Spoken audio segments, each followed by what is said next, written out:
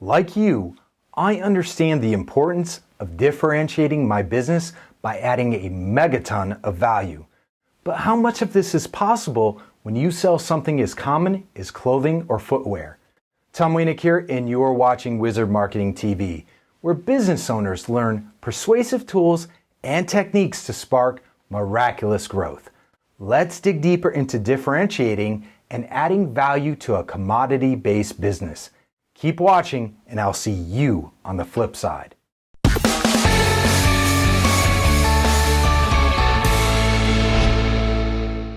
Today, I answer a question sent in from viewer and marketing wizard Dennis Collins. Dennis wants to know, what can you do to add value and differentiate the purchase of a standard work pant? I'm just not sure how much customer experience you could wrap around that product. What do you think? Dennis's question is in reference to an earlier video where I spoke about my experience providing value as a clothing retailer. Dennis, generally speaking, you're smack dab right on the money, my friend. It's seemingly tough to add value to something that's a commodity, something that's readily available to every single one of your competitors, something mundane like a work pant. But it can be done. The key is to drill down to the real, bottom line, rubber meets the road, heartfelt need that your product or service provides. The palpable, real value you deliver to your customers' lives. The value that customers are willing to pay more for. See, when you sell a commodity, it's not what you sell, but how you sell it. When I owned my shop, I added value through knowledge and expertise. I knew everything there was to know about the clothing we sold, including how it would perform on the job site and which items would best perform given certain job conditions and work environments. You'd be surprised at the nuances and intricacies of work clothing. Some fabrics were waterproof, others water resistant. Still, others wouldn't repel a drop of warm spit.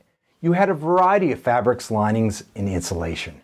Now, work boots were a whole other ballgame altogether.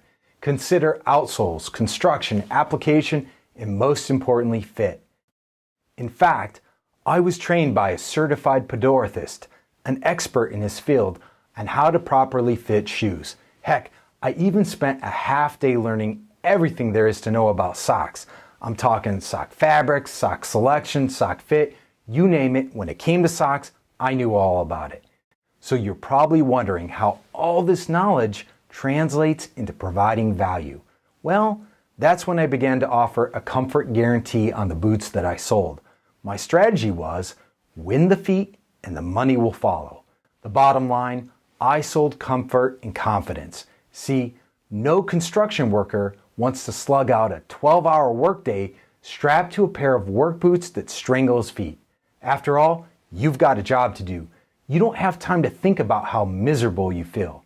Now, everything's relative. So let's contrast this with my main competitor, an independent sporting goods store that sold the same clothing and footwear that I did.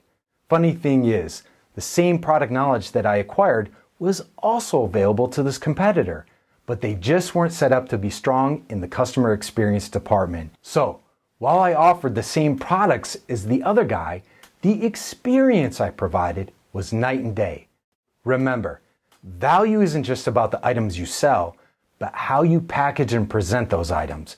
It's about proper pricing. It's about strategy.